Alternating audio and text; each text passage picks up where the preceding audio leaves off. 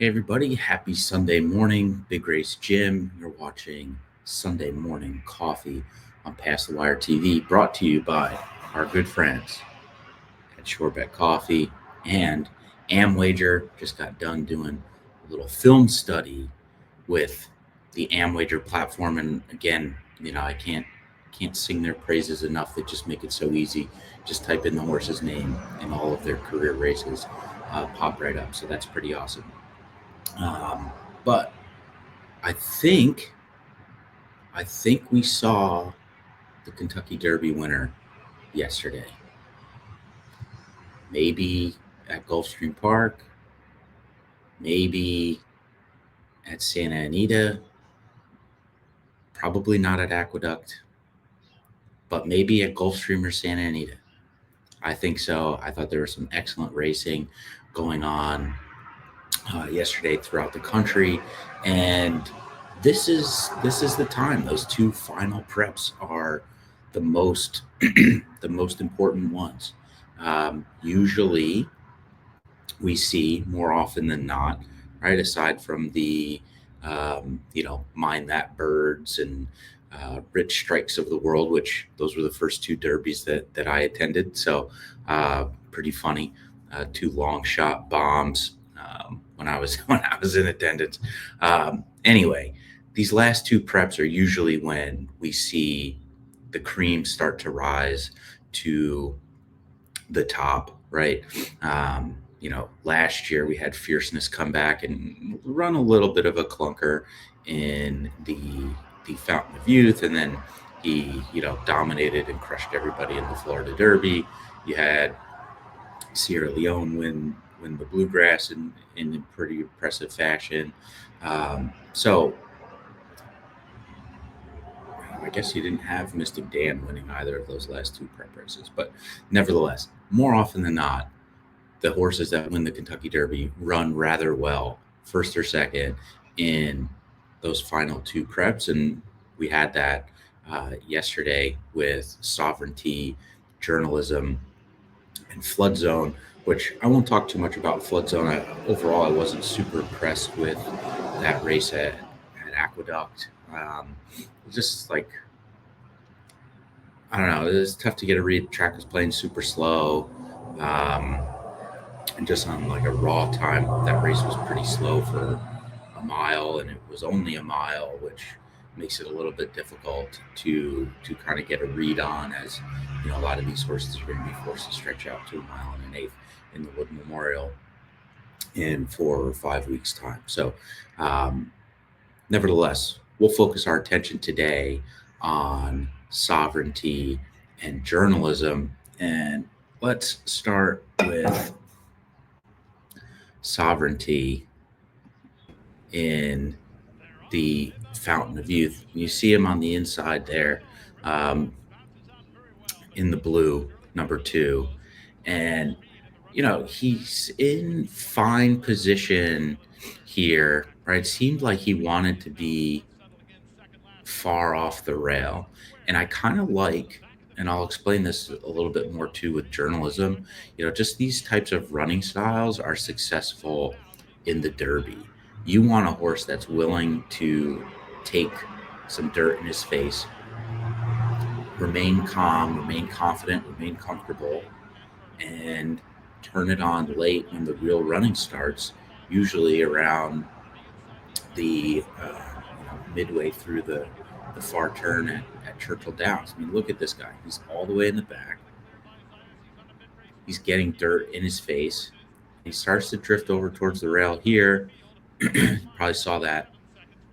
Probably saw that gap up along the rail, and he's going to um, take his positioning here into this far turn, and he's still not even on the screen here,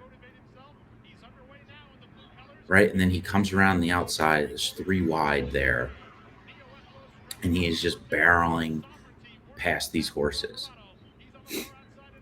I had some money on this seven, so that was a little exciting for a little bit. But just look at these strides, right? He's just bounding home, and he's just gobbling up all of this ground. short stretch. They were going to that first finish line.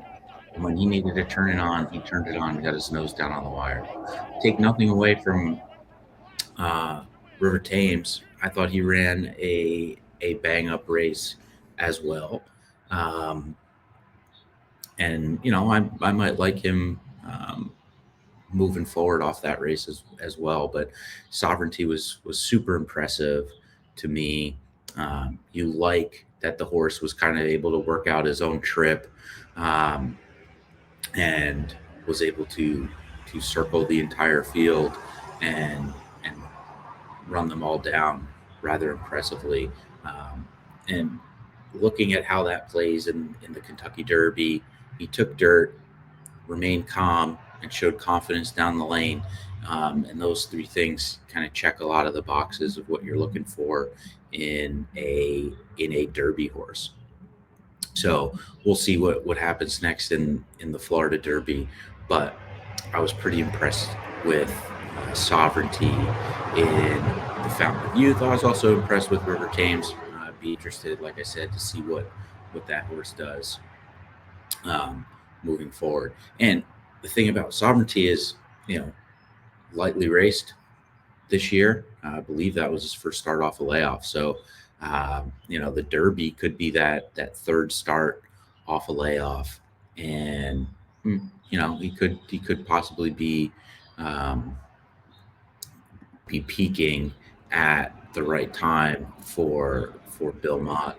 Um, you know, I thought that was pretty impressive, and 3-1 was a pretty square price, I thought.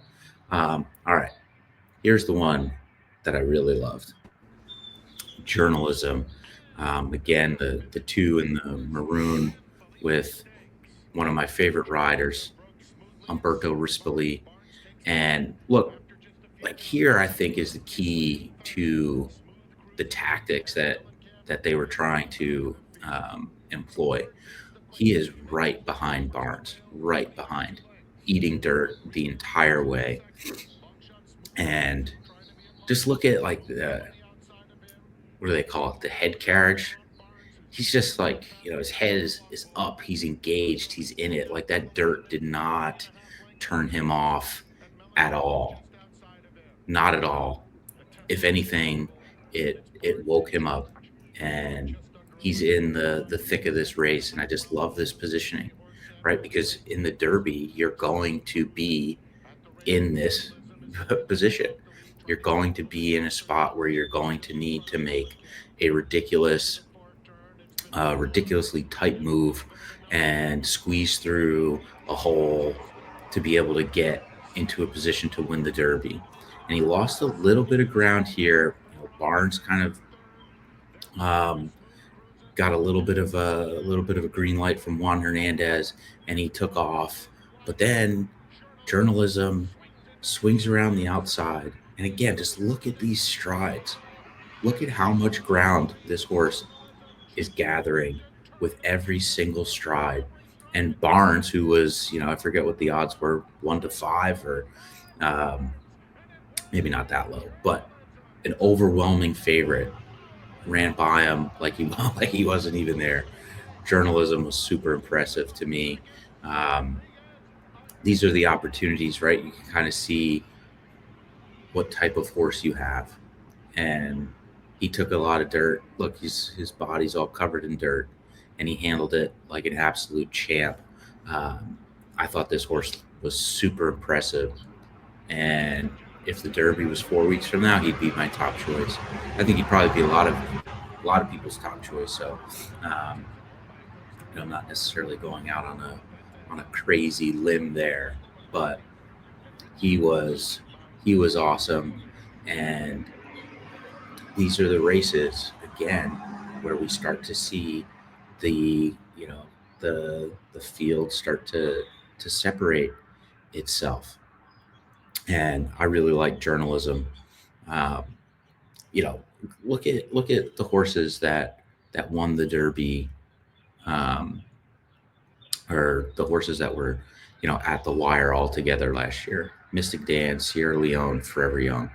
We know Forever Young probably right now, maybe the best horse in the world, although maybe Locked might have something to say about that. Um, Mystic Dan and Brian Hernandez, they found that tiny, tiny hole along the rail in the Derby, shot up the rail, and had the confidence to squeeze through there. Sierra Leone, we know he's ready for a dogfight, and I think we saw that with sovereignty and journalism yesterday.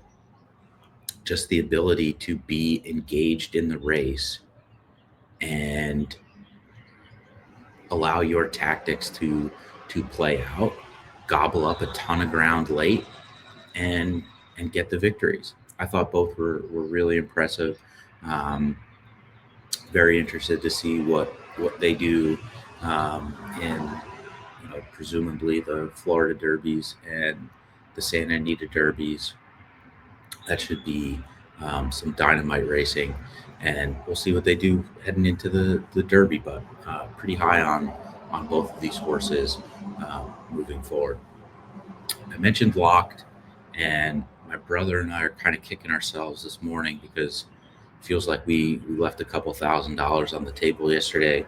We got too cute and left Locked off of our tickets yesterday in the pick five that ended up paying 2,700 bucks. We had everything else um, except Locked. We went with Hit Show, and oh man, I mean, we included that other Baffert too, New King, who had some pretty decent late pace figures. I thought he would run a lot better, and he just kind of didn't have anything when he was asked at the top of the stretch.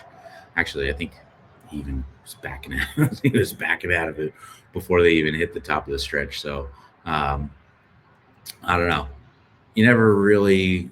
I mean, I guess you could have. We had some other decent prices in there that came across. I think we kicked it off with that 11-1 shot, but looking back, you think, was there any real reason why we should have included this 20-1 Baffert horse when we could have just put Locked and Hit Show on the same ticket, top two choices in the race, um, and you know moved on to the finale and would have cashed a nice ticket. But that's horse racing. Got a little too cute, and we're paying for it. But Locked, I thought was really impressive. I mean, that was a race that looks like we still got plenty of months to go, but it looked like a Breeders' Cup Classic winner right there. I thought it was really really nice.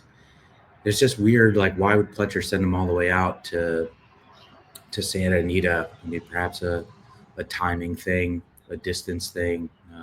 That was just the right spot for him. Obviously, it was. He looked incredible. So we'll see where that horse ends up again, and see what he does moving forward. But tons of great performances um, yesterday, which was an exciting day of racing. But on the Derby Trail, sovereignty, journalism, I like them both. River Thames, I like to come back out of that fountain of youth.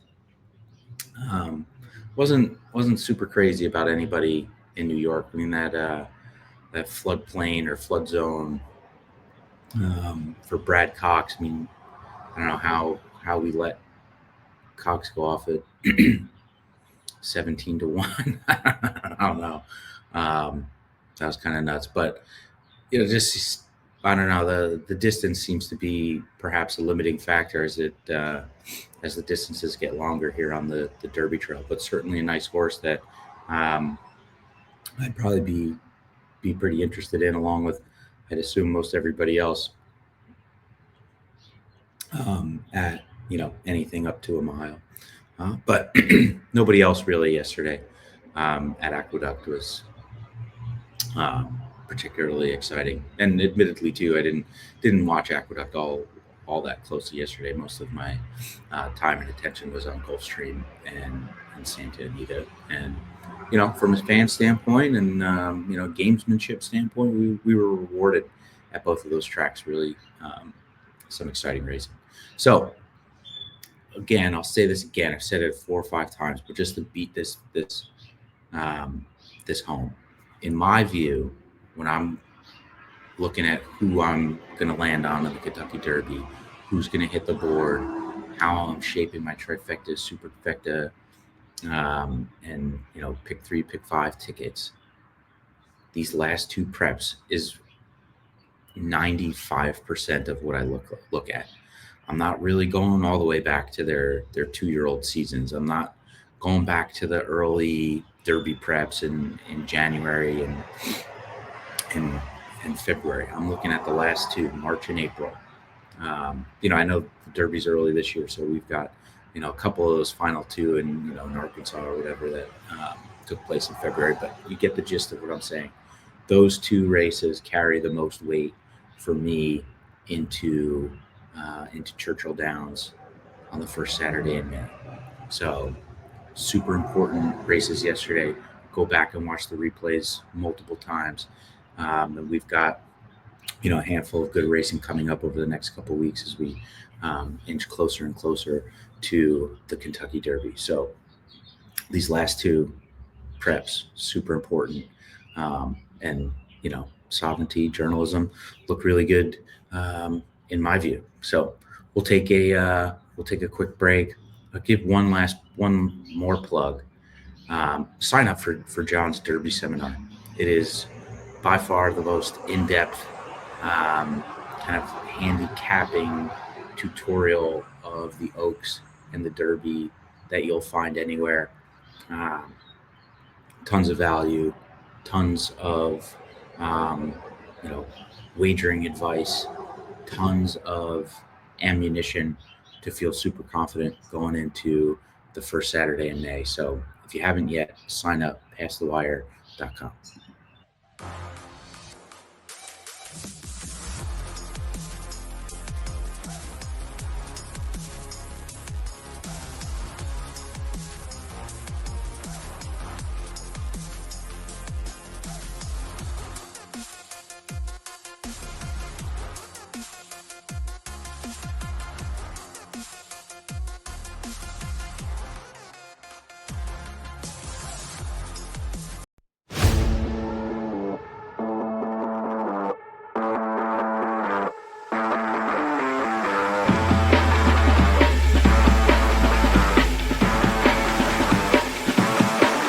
Go.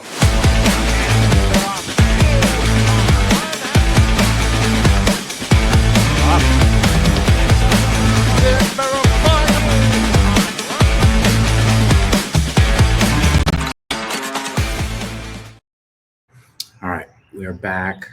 It's a little warmer this morning than it's been the last couple of Sunday mornings. Kind of nice. Got a light jacket. Looking out, sun's coming up. Life is good. Life is good. I'm just gonna dive into the last sip here. Um, I've got a couple of things that I want to talk about.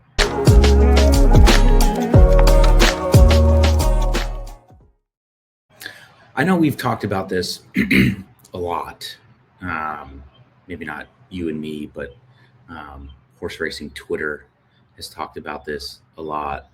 The post drags at Gulfstream Park are just insane, absolutely insane. The how they just stretch these out, and not sometimes you have to think like, oh, they've got to be doing it on purpose. They want these, to scoop up as much money as possible. And I get it, right? If you've got a big pick six sequence, you got a big pick five or pick four sequence.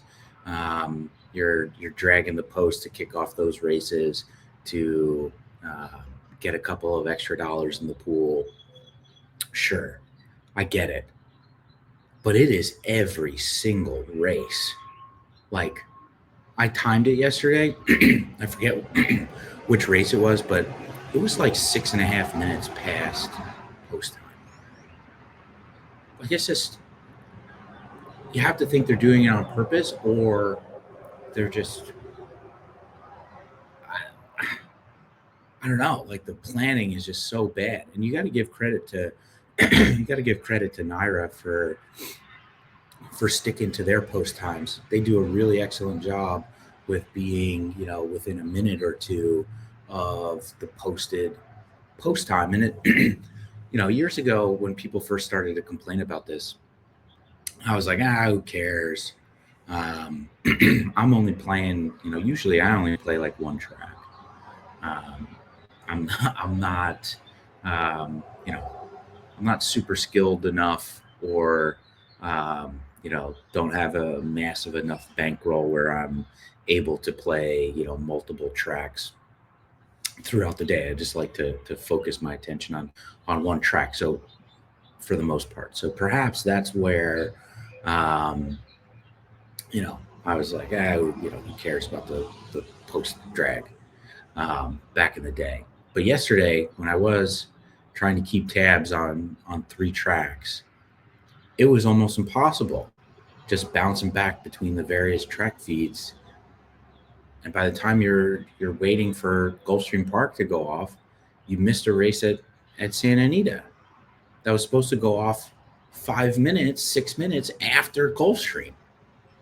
And I don't know what the answer is, but other tracks don't have this issue, and it's it's frustrating. I was frustrated with it yesterday, um, and I don't know what they could do about it. But I noticed it big time yesterday, and it was super annoying because it seems like it should be a fairly simple and a fairly fairly easy thing to get the horses out onto the track, get them loaded into the gate, and get the race off within a certain within a certain amount of time. Now, piggybacking off of that, again, I was a proponent, and I still do love going to the racetrack at 7 o'clock in the morning on a Travers Day, let's say, when they open the gate, and sitting there until 7 o'clock at night. I've got no problem. I've got no problem with that. Almost no problem with that. I do think, from a fan standpoint, to bring people into the game, they need to find a way to reduce the time between these races. I've come around on this. I used to dig my heels into the ground and say, no way, keep it, 25, 30 minutes between races. Gives you time to look at the race, the upcoming race, gives you time to make your bets. And perhaps that's still a thing for on track players, but nobody's really playing on track anymore. Outside of um, some of these bigger days, or Saratoga's crowded most days out of the week. Keeneland, of course. So maybe it makes sense there just to kind of get everybody through the lines. But most people are playing online now, and I think they could speed up these post times. 18 minutes, right? And I'm looking at what's been what's been popular in sports um, over the last couple of weeks. NHL hockey. Everybody's crushing the NBA. The NBA All Star Game sucks. What the NHL did with their All Star Game, and that Four Nations Cup, or whatever they called it, was great. And hockey is great. I love hockey. I love watching hockey. I love being in the arena to watch hockey because it's nonstop action. Puck goes out of play, goalie covers it up, penalty, whatever. 30 seconds later, the puck's on the ice and they're playing again. Periods, in between periods, I think it's 18 minutes, not even. Like, it is quick. It is quick. And I think if horse racing looked around and kind of took bits and pieces of the aspects that people like from these other sports, I think it would engage people. And it's one thing, you've got you put on FanDuel TV and you've got one race every 6 minutes, but it's at these tracks that you wouldn't be you're not playing, right? Like, I mean, maybe I'm ignorant to this whole thing, but how many people are playing every single track that is, getting cycled through on FanDuel TV every Saturday nationwide? Maybe 10. I don't know. And maybe it's more than that, and I just don't know. But I don't think that's a good argument, right? You have 10 tracks that you're cycling through, and the races are going off every 5-6 minutes. Like, fine, but what about the individual tracks? And maybe this is me selfishly talking, because I typically, like I said, focus on one single track. But these post times in between the races need to be reduced significantly. 27, 30 minutes is just too long. If there's a way, and I wonder, maybe they'd argue there's some safety thing. They got to, fix the track up and drag it and whatever. But 15 to 18 minutes between races would be ideal. Um, Especially because most people are playing online. Again, outside of Saratoga, Keeneland, a couple of big days at some other tracks. Like, how much money are they actually making on concessions and keeping people there? Especially at a place like Saratoga, where you can bring your own food and drinks in. But I just think horse racing needs to be a little bit more creative and think outside the box at things that they can control. And a lot of the criticisms and arguments and suggestions that you hear from sports fans of these major sports: speed it up, speed it up. Hockey, people love hockey because it's nonstop. Um, Not a lot of commercial breaks, not a lot of time between periods. What's the big argument with the NFL from a handful of years ago? All these reviews, these booth reviews and replay reviews are slowing the game down. We got to speed this up. So they started to do the quick review, right, where they just call up to the booth and the guy's like, "No, that was a first down," and then they just keep it moving. I think if horse racing found a way to speed things up, get through a card quicker. I don't think that's the ultimate answer to what um, what ails the sport, but I do think it's an aspect that certainly needs to be considered. And perhaps I'm totally missing the mark here, and somebody can explain in the comments why it is that they need 27 or 30 minutes between races. Um, I'm all ears, but you know outside of a safety track safety thing, um, I don't know. I'm not totally bought in on why it needs to be so long. Anyway, there you have it. Just a couple of big race gym musings on a Sunday morning. Hope you enjoyed the show. Sovereignty journalism looked super impressive. If the Derby was 4 weeks from now, I'd be on journalism. Let me know who you thought ran well over the weekend. Locked was super impressive. So we're in the thick of it now. Derby's 2 months away, so make sure you sign up for John's Kentucky Derby seminar. I don't have the promo in here, otherwise I'd play it for you.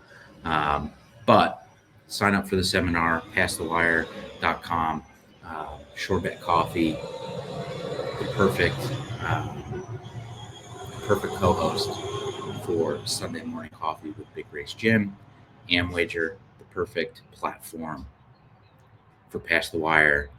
Those replays, I tell you, is super easy. Just type the horse's name in and it comes right up. Excellent platform, a lot of data. So if you like data, Amwager is the platform for you. Hope you have a great rest of your weekend. I will see you next week.